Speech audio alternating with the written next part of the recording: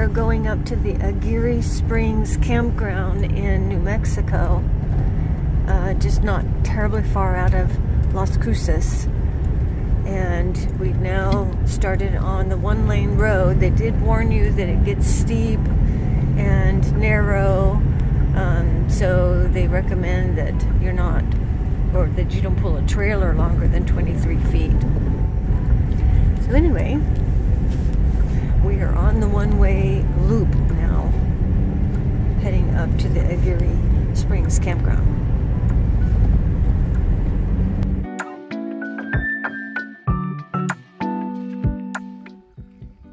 We're in Aguirre Springs campground. It was quite a climb up here, but we didn't have any trouble. The road was paved the whole way, and we're in site number 12. We're heading out from Aguirre Springs campground to hike on a trail. What's it called? It's Pine Tree Loop. Pine Tree Loop Trail. 4.8 miles. 4.2 miles. Loop. And it's a loop, and there's a falls. It's already after 2, and it's a chilly day today, so... It is very cold. The wind is very cold. And it's already after 2, so we're going to need to keep moving in order not to be out after dark.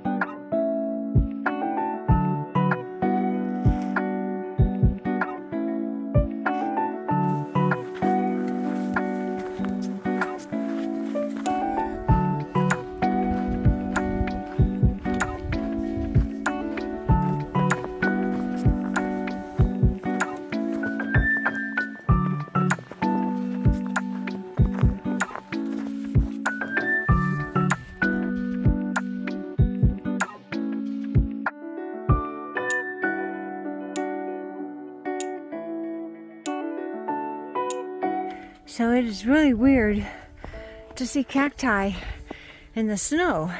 That's just a new thing for me. To me, cacti means heat. So, it's been funny to see.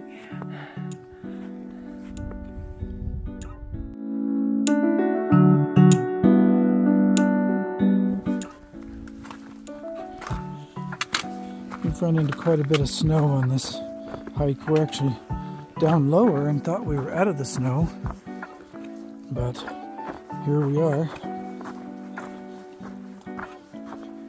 So far we haven't had any mishaps though. The snow's been fairly grippy. Hopefully I don't fall while I'm videoing.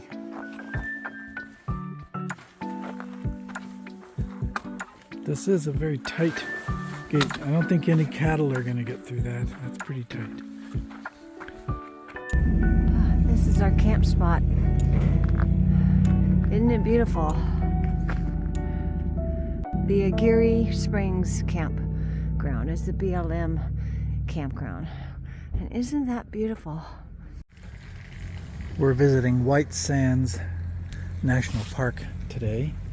It's just north of Las Cruces. And we're about to drive out and see what we can find in the dunes.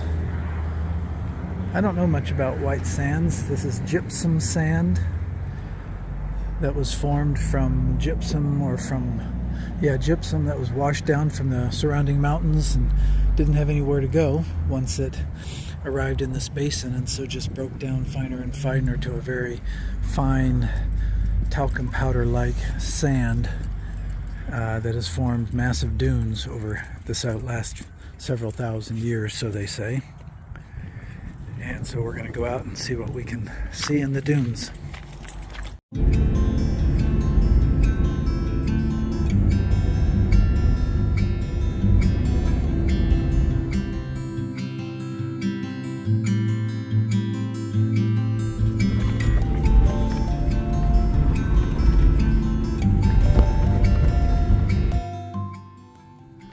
We've driven a few miles along the dune drive and we're driving on the sand. It's like it's snow or something. They plow it out and it looks like snow. I don't think it's quite as slippery perhaps as snow, but we're going to go on a hike here. But we're just surrounded by the dunes.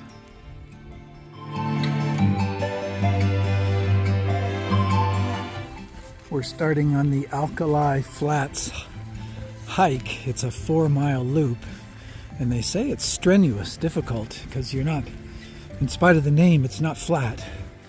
You're hiking up dunes and down dunes, and they talk about not losing your way, looking for the markers and not walking off until you can see the next marker, because there isn't really a trail.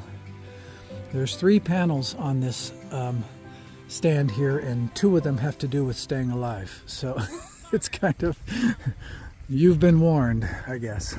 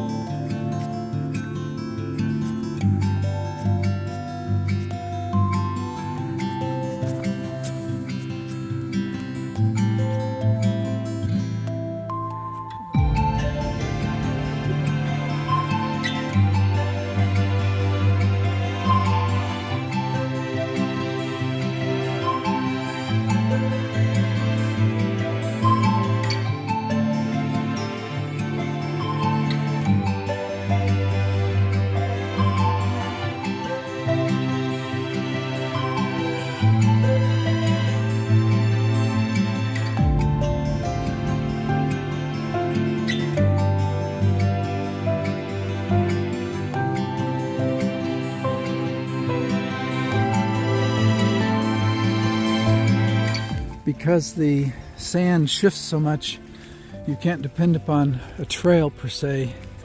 They have these posts in the dunes that you're supposed to walk from one post to the next, and it says don't. It's like hiking from cairn to cairn, which is something we're used to. Yeah. Instead, it's hiking post to post. Linda says I have to go up this hill here to get my exercise, so I guess that's what I'm gonna do, even though she didn't.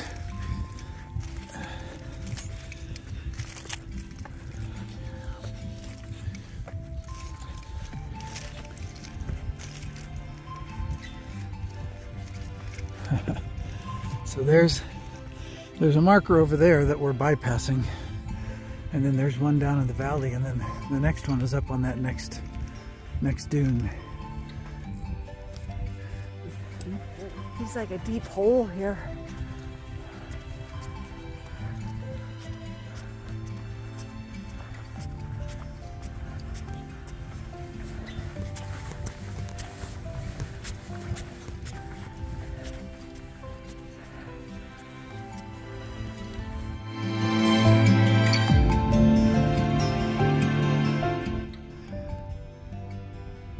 We got this tree over here that has formed kind of a little anchor for itself, created its own little dune, and the visitor center talked about how these trees survive by developing roots on top of the sand as well as down into the sand, and I think I can see a tangle of roots there to the left of it.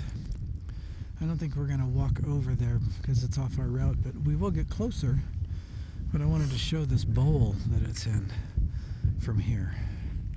So our next post is up there, and that looks like almost straight up to get to that post.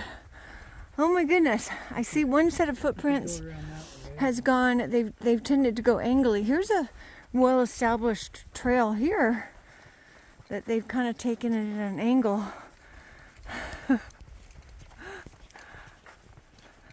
Another steep one here up to that post, and I don't see any angled paths. I think we're just gonna go up it. Somebody has slid down. They will rent you sleds in this national park so that you can slide down these dunes.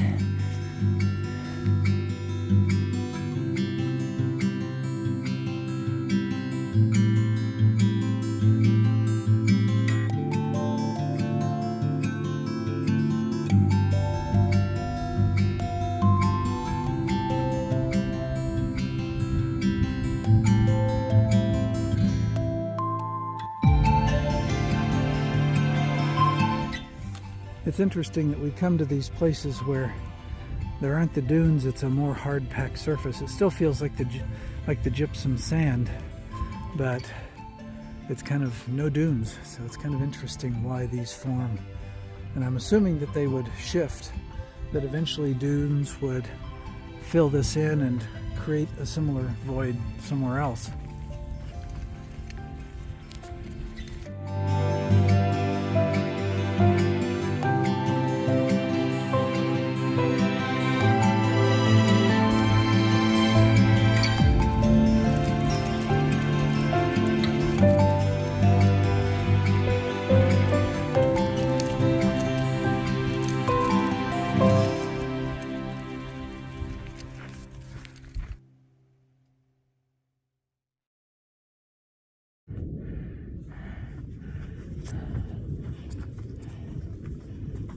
This is a steep slope he's going down.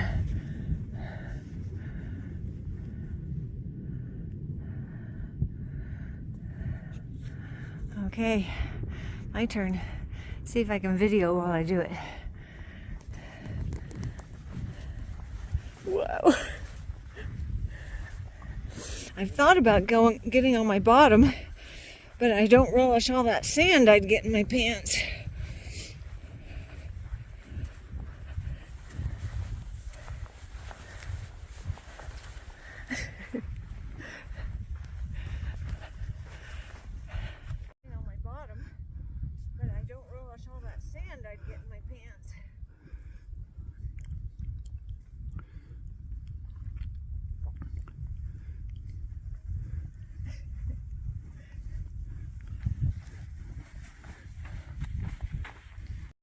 So we've been looking for some tracks that we saw in the visitor center.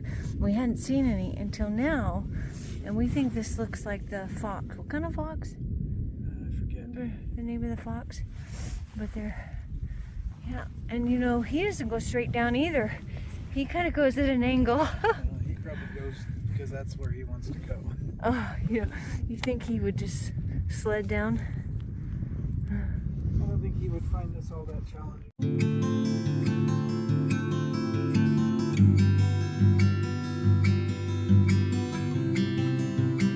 We can see the camper over there, and so we've decided to walk the last part of it barefoot. So we'll see how that goes. The sand feels is nice and cool. The sand is cool, certainly not hot at all. Of course, it's been a cool day.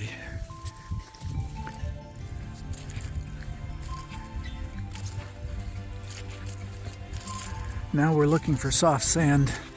When we had our shoes on, we were looking for hard pack, but now we're looking for something that'll be gentle on our feet.